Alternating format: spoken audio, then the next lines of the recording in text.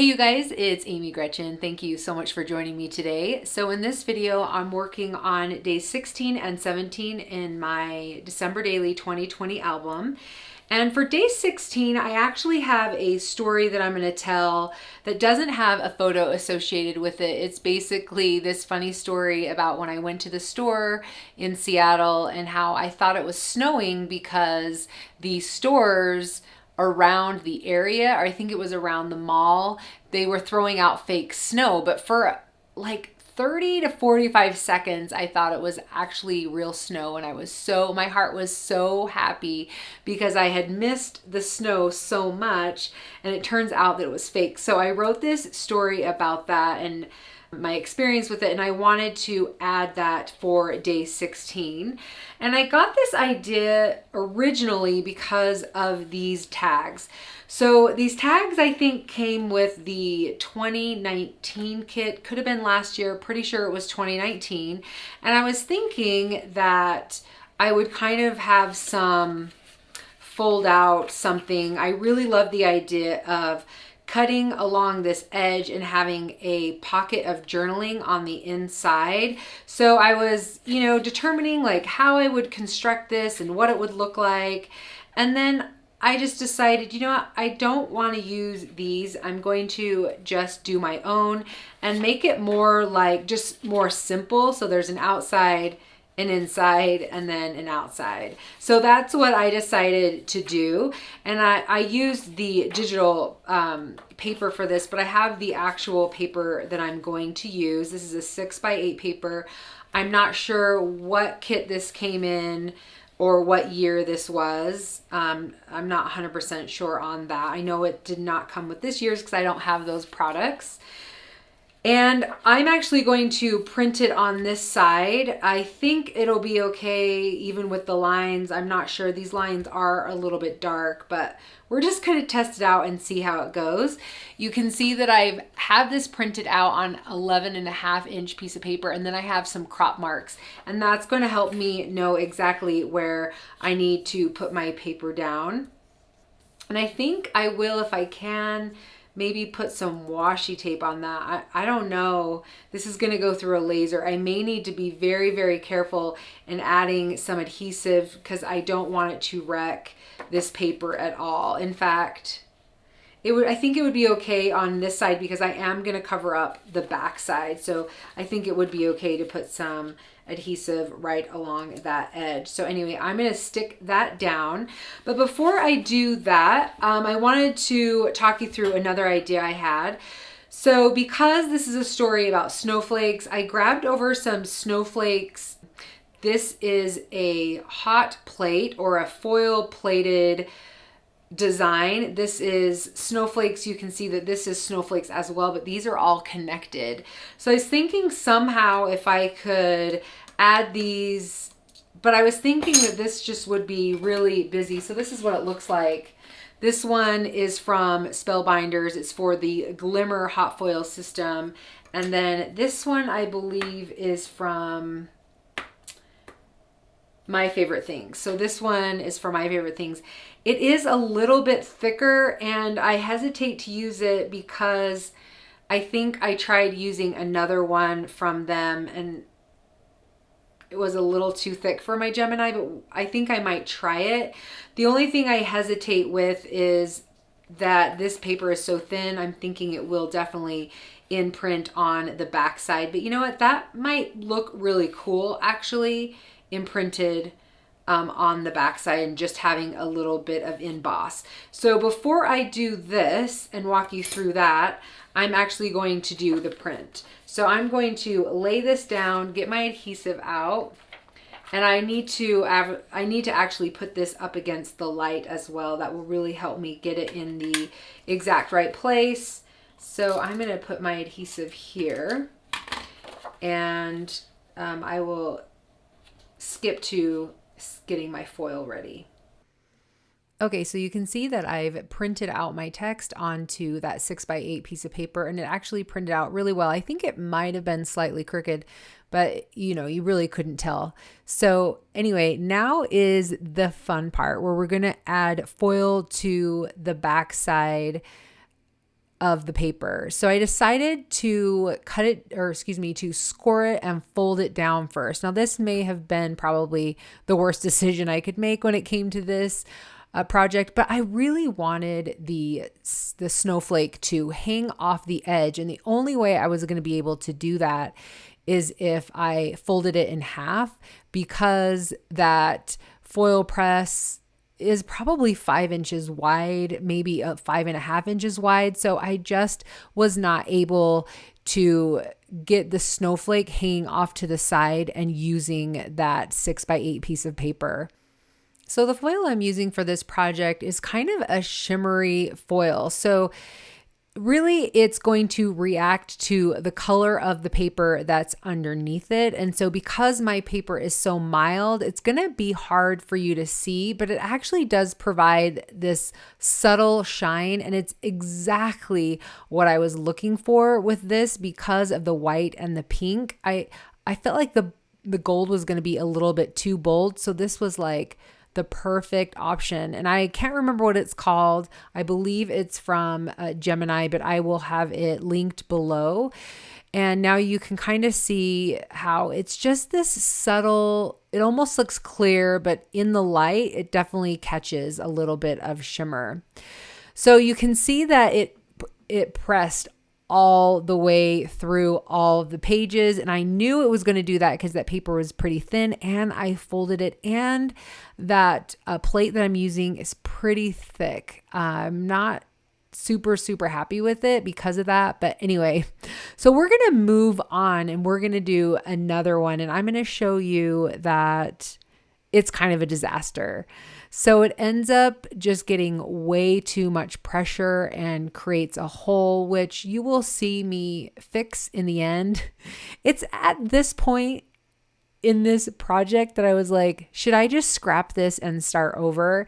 And I was kind of determined to see it through. And the reason was because I didn't have another one of these pink and white papers.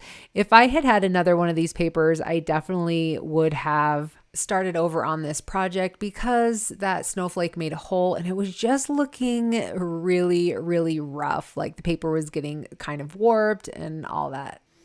Anyway, I'm going to switch gears for a minute and talk to you about what I'm actually doing in case you are interested in the foil press. I do have a video that talks about it and compares it to the foil quill if you're interested. But what you want to do is you want to put down your plate where you want it and then secure it with some washi tape. And you can see I folded over then the plate and I put the foil on top with the shiny side up, put the plate back down, and then I flipped it over and I put it so the plate was touching the heat, and then I'm going to allow it to sit there for 20 seconds to heat up, and then I'm going to send it through the die cut machine. And you can see that that one actually worked out a little bit better. All right, so I've done all of the foil that I'm going to for this project. I think I did it 4 times. And now I'm trying to decide what I'm going to do because I have this hole in my project, and I do have, you can see that I have the little cutout. So I'm like, okay, I could fill it in, but how am I going to do this? So I wasn't entirely sure. So I decided, I'm going to work on the backside.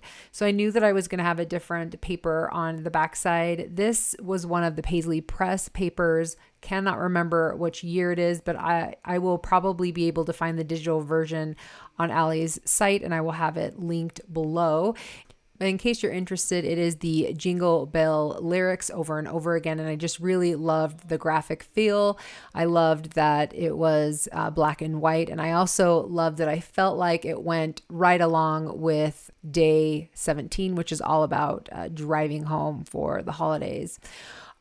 So the next thing that I'm working on is I'm going to add it to my project. So I need to do this first before I put on that extra piece of paper on the back. So I'm doing what I've done before, which is I have a clear piece of transparency that I've cut down. It was probably 3/4 of an inch. And then I added it and sandwiched in between the striped paper and then the Jingle Bell paper. and then I, punched the holes in it. So that's how it's going to sit in the album. And then I realized that I wanted this to look like a tag. And so I'm cutting off the edges, and I'm just kind of using the example that I created at the very beginning to make those notches. And now I'm going to work on doing some embellishing. So I want to add a number, of course, and I do want it to look like a tag. So you'll see that I'll add some ribbon and stuff like that. So I'm just going through some of my numbers and trying to decide what I want to use. One thing that I've realized that I feel like I'm really lacking is red numbers. I don't have red numbers. I have a lot of black. I have some gold. I have some white. I really want red. So I think I'm going to need to create my own red this year. I think that's at the top of my list. That's what I've decided. And now I'm trying to decide, where to put it. I'm like, do I put it up in the corner to disguise that hole? But ultimately, I didn't really like that spot. So I didn't do it. Anyway, it's at this point that I realize, okay, you know what? I've got to fix the inside. The inside just looks really, really bad. So I decided to print it once again, and I'm measuring it because of course I didn't do the crop marks. So I cut it up, and now I'm going to score it, fold it, and stick it in on the inside.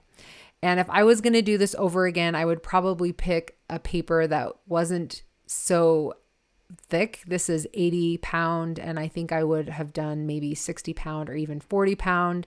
But at any rate, this is the paper that I used, and I'm just adhering it right to the middle.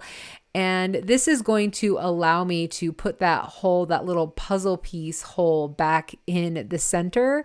So it's not near as obvious that it's missing a piece. Now, this is definitely on the rough side. If I was going to give this as a gift, or if this was for something professional, I would definitely be redoing this. But I was like, you know what? I'm trying to get this album done. I think it's going to be cute as is, even if there is some imperfections. So I decided to let it go. And I was really impressed with myself that I was able to let it go, because sometimes I really do struggle with feeling like this just is not up to my standard. And you know what? It is what it is. My story is told. I really love the paper. I really do end up loving how, it all turns out with the colors and the aesthetic and all that stuff. So it worked out in the end. So now I'm trying to figure out some embellishments that I want to use for the backside. I'm just kind of looking. I do know what I'm going to be doing for day 17. So I'm thinking about that as well. And then I ended up with this chipboard piece. I kind of wanted to stack a whole bunch together. And then when I found this chipboard piece that was pink, kind of matched the paper, probably from the same year, and it says Wonderland, I was like, okay, this is it. I just really, really love this. This is simple. It's very classic. And I thought that it would pair really well with day 17, which is when you're going to end up seeing it in the album. And so I'm thinking about what I want to put on the inside. And then I'm like, oh yeah, this is a tag, and I need to make it into a tag. So I wasn't sure how to do this, if I should make it so the hole goes all the way through. And ultimately I decided to only do the hole on the top piece. And that's because I want to be able to open this tag. If I didn't, I could have put it all the way through, but anyway, I just do it on the top piece, and that ends up, I think, looking really, really great, and it doesn't bother me at all. If it does you may want to cut it all the way through, and then maybe you could just end up doing 2 ribbons or something like that. That might be an option for you, but I liked it with just it on the top. I didn't like it with this very thin ribbon. You'll see that I do end up adding that gold that's off to the left. I've grabbed over this container where I've got a ton of old embellishments, and I'm just looking for an option of something to maybe hang. Since I already have my 16, I'm like, what is it that I want to, have hang down? I have a lot of stars. I specifically was looking for another snowflake, but I didn't have anything like that. So I found those white stars, which I end up really liking those hand-drawn white stars. And at first I start putting on the small one, but you'll see that I end up clipping out the part just because you don't need to see me undo and redo, but I end up putting one of the larger stars, not the largest one that you can see right now in the camera, but one of the larger ones. I just felt like it needed something maybe just a little bit bigger. And so you can see here is the size that I went to, and I'm just tying it on. And like I said, I really just end up loving how this turned out. And the last thing that I'm going to do for day 16 is I'm going to add that chipboard piece. I think I add it. Maybe, do I wait? Yeah, no, I add it. It says this story. And that's going to be it for day 16. And so now we're going to move on to day 17. And I'm going to show you what it looks like. And then I'm going to explain to you guys how I did it. So this was all about going home for the holidays. And I did some foiling on top of a transparency and a photo. So let's get started and I'll show you how I did it. All right, so in order to create that overlay, we are going to do it in Silhouette. So I am in the business edition, but you could be using the free edition as well. So I've got the file in front of me that I want to use. You can see that I have some type here. This is just regular type that's outlined. I believe it's called Croquet if you're interested. And then I have an icon. This is an icon that is created by strokes. You can see that it's just lines opposed to the outline of lines. So hopefully that makes sense. I purchased this icon from Creative Market, and I specifically wanted it because the artist has live strokes. So it's going to allow me to do a sketch file or use the foil quill without having to fill in the space. So as you can see, this font, it's giving me the outline of the font, but I want to fill in the space. And so I'm going to have to do that separate, and I'm going to show you how to do that today.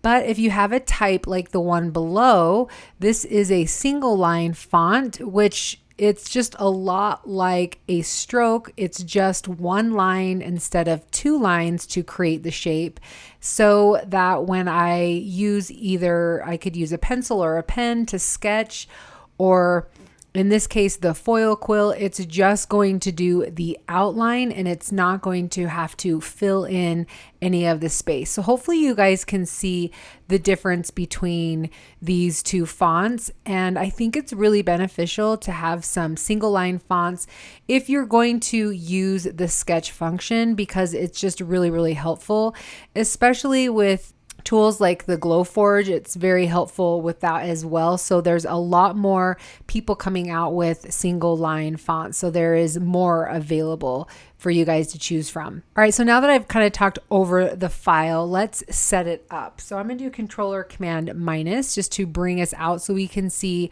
our entire mat. And right now the file is actually at the size of the photo or the size of the transparency, which is 6 3/4 by 8 1/4. But I actually want to extend this mat to go all the way out 12 to the 12 by 12. So we're going to come over to the page, which is this top panel, this top button. And then I'm going to come to custom and I'm going to click on it and go down to this 12 by 12 here.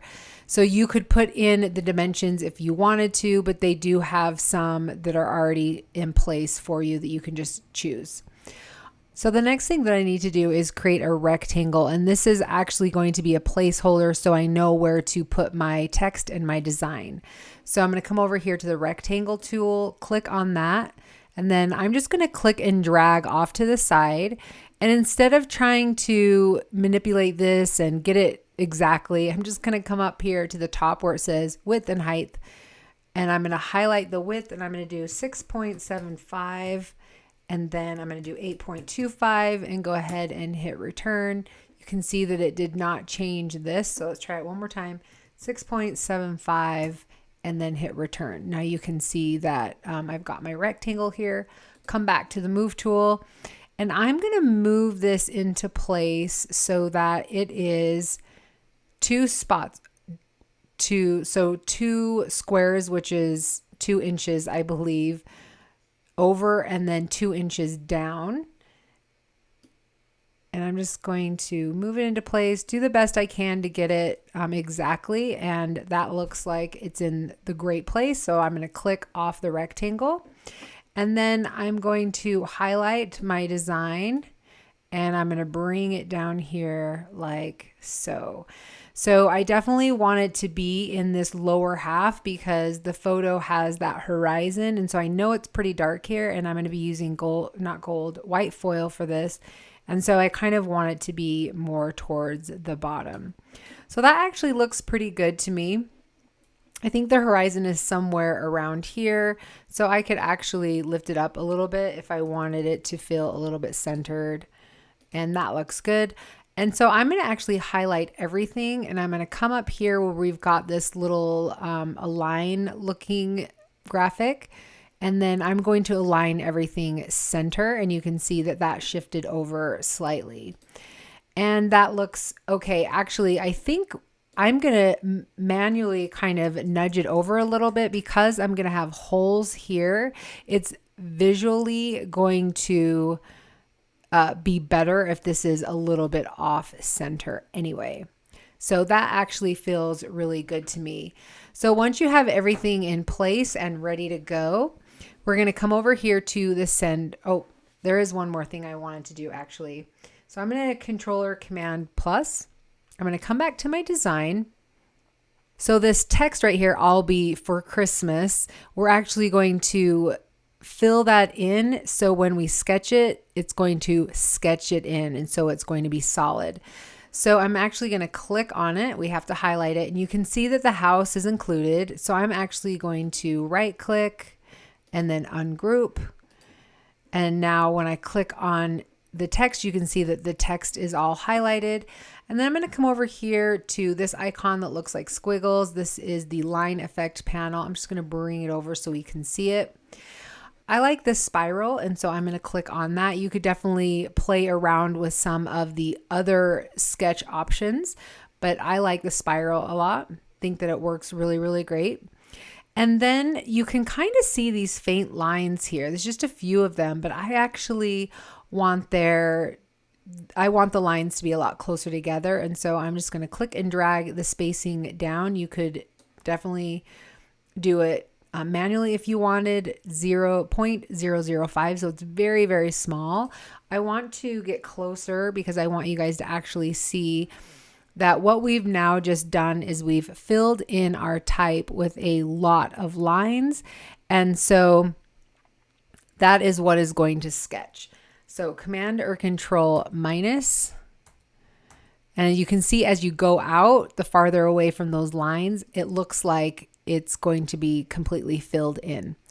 All right, so now let's go over, except there's one thing I need to change, and that is this is red. So actually, I think I will click on the house. Whoops, and I moved that a little bit. So click on the house without moving it. Click on the line color, and I'm going to change the house to the red. I'm trying to decide what this is. We'll change that to the same red. I wasn't sure if it was the same red. And then this needs to be a different color, and I'll show you why in just a second. So we're going to click on the rectangle, and I'm actually just going to make it green. So we just need it to be a different color than this. All right, so I'm going to controller command minus just so we can kind of see what's going on and get a feel for this. And at this point, you're going to want to set up your mat. So I'm going to show you how to do that, and then we'll hop back on here. I'm going to go ahead and set up my mat with you guys so you can see what I'm going to do. So as per the video that I showed you, I went over 2 and down 2. So I'm going to put it right into this corner, and that way the foil will foil right where I want it to. And just right offhand, I'm going to take these small ones and I'm going to put them on the side here just to hold this down in place as I put my foil down. So now I'm going to grab my foil and I'm going to get some longer scissors. These are just some Fisker scissors that I got from, I think, Costco. And I know that I'm going to put it on in this area right here.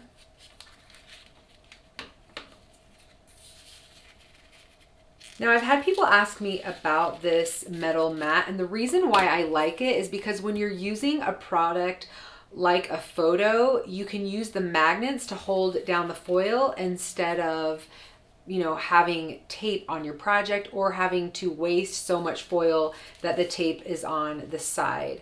So you just want to make sure that you have enough tape above for your magnets to go and below for your magnets to go. So I'm going to put these big ones, pull these both off. And you also want to make sure when you're doing this that the magnets don't come onto this plastic mat. So this is a light mat that came with the silhouette. You could use a regular mat as well. This is a mat that I have designated for this foil quill. And so I just keep it on all the time because I'm using it so often. So that's how I just always have this set up. And like I said, you definitely want to have enough foil on the side so you can put your magnets and it's not going to hit your magnets. And this is just going to hold everything down and in place. And I'm just wanting to make sure, I'm just kind of looking to make sure that it's right in there. Now, because this is the photo, again, I'm just going to be doing the text and then I'll do the transparency next. All right, so we have our mat and we're all ready to go. We are going to click on the send panel. And sometimes it takes a minute for your computer to compute everything. And in fact, I'm going to come over to the line panel right here. And like I said, it might take a minute because of all the lines for your computer to compute everything. So we've got our green outline, which is indicated here. We've got our purple, and then this is just blank, and then our red. So let me go over the options with you. So the first option is our tool. I've got the Cameo 3, so it has 2 tools. I've got the one on the left, which is indicated by the red, and then the one on the right, which is going to be indicated by the blue. And you can see that here. Now, I always sketch on blue because I always leave my blade in the left hand side. So I just always get in the habit of sketching on blue. So no matter what you do, just remember whatever tool you put your foil quill into, you're going to want to change that here. Now, if you have a silhouette or a Cricut that only has one holder, then you won't need to worry about this. I don't even think that this will be an option for you. All right, so then the next thing we need to do is decide what is going to be actually sketched and what is not. So offhand, I know for sure I don't want to sketch this box. So I'm going to uncheck the green and you'll see that the green grays out, which means it's not going to sketch it. And I actually want to do the red and the purple on 2 different papers. So this red is going to be sketched on, or excuse me, foiled onto the transparency. And then this font type is going to be foiled onto my photo. So they're going to be on different layers. And I love the idea of it looking like it's on different layers. All right. So because that's the case, I know that, well, first of all, there's one thing I need to do. I need to change this so they're both on blue. All right. want to do that before I forget. So I'm going to do actually the font first. So I'm just going to uncheck the red, and that way the red is going to be grayed out in just a minute after my computer ends up doing its computing. And now you can see I'm left with just the font highlighted. So whatever we do, we're just going to be working with the font. All right, so when I sketch, I always just do plain cardstock. It's not a big deal. It works. And so I just keep doing it.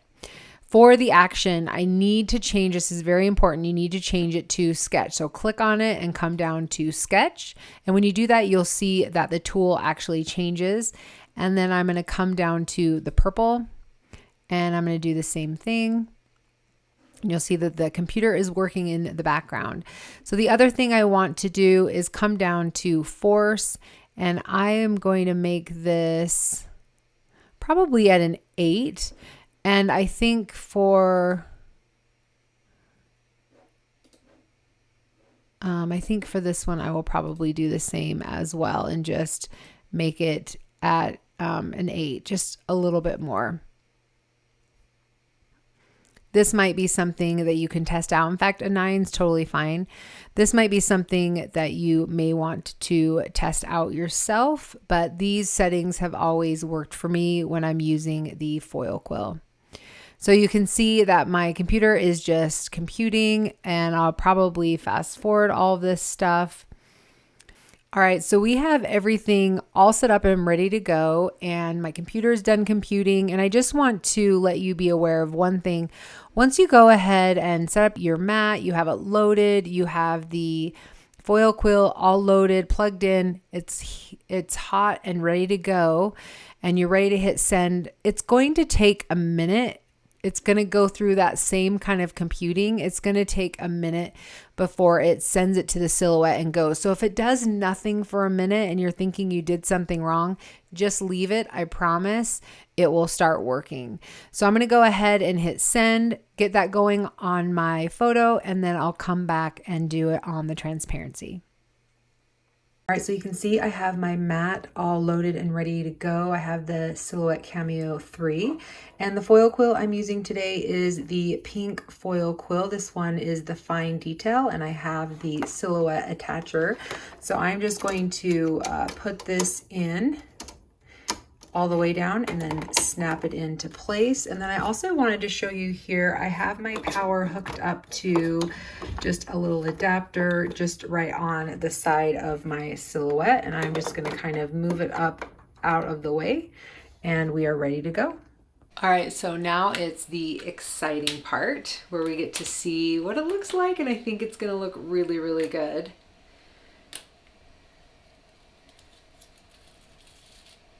Oh, that looks so good. So I definitely used the smallest one. Oh man, I think that looks really great. I'm super happy with it. I think it could have been a little bit bigger and that may have looked a little bit better, but I actually don't mind it at all. I'm super happy with it. Okay, so now we are going to do the transparency, and the transparency has a backer to it, and I'm just going to use it to just keep the scratches from it. But I'm going to make sure, and I'm going to put these down just to hold it in place. And again, I'm going to get my foil. In fact, I wonder if I could use this foil. If I cut right along the edge here.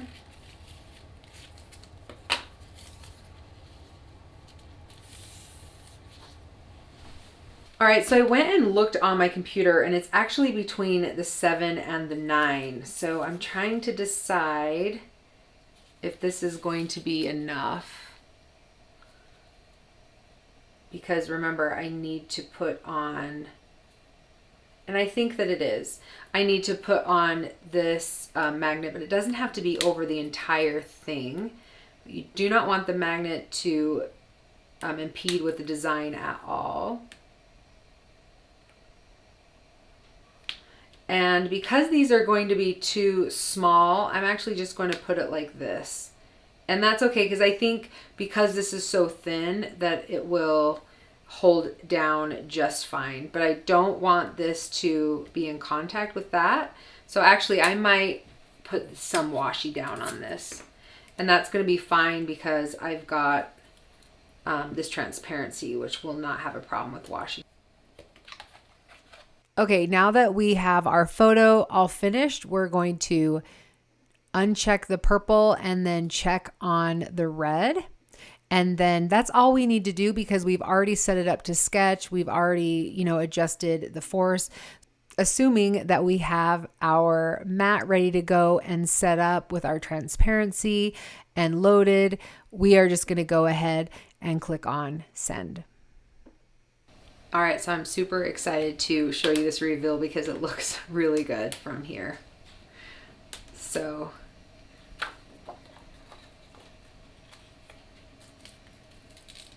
oh my gosh, it looks so good. This makes me really happy. All right, you guys, so the bulk of day 17 is done. That was actually the hardest part. So I do apologize that that took pretty long to explain, but I wanted you to make sure that you understood why I was doing everything that I was doing. I really love the foil quill and I want to encourage as many people to use it as possible. I have been told that Joann's has the foil quill, all the foil quill products at 50%. So now is a great time to invest in it. So anyway, after doing all that computer work and then the work on the silhouette, really is just a matter of adding a few embellishments, and this was going to be very simple. So I'm just going to add a number. I really loved that 7, but then all of a sudden I realized, oh yeah, it's 17. And so I decided to add some small numbers. These are just some small sticker numbers. Huge fan of these numbers. I was thinking that I wanted to do a red letter, but I loved how the white just kind of melted in with the design. It's as if I did it on the computer as well. And then the last thing I'm going to do is I'm going to add a tab that's going to allow me to then open that transparency just to kind of get that 3D fill, since we've got the some foil on the transparency and then some foil onto the photo. And then the last thing that I'm going to do is put on that chipboard that says Wonderland. And you guys, I'm done with both days 16 and 17. So anyway, thank you guys so much for being here. Hopefully you were able to find some inspiration. I know it was kind of a longer video, so if you made it all the way through, congratulations, you are awesome. Totally appreciate you guys being here. So thank you so much, and we will see you next time. Bye.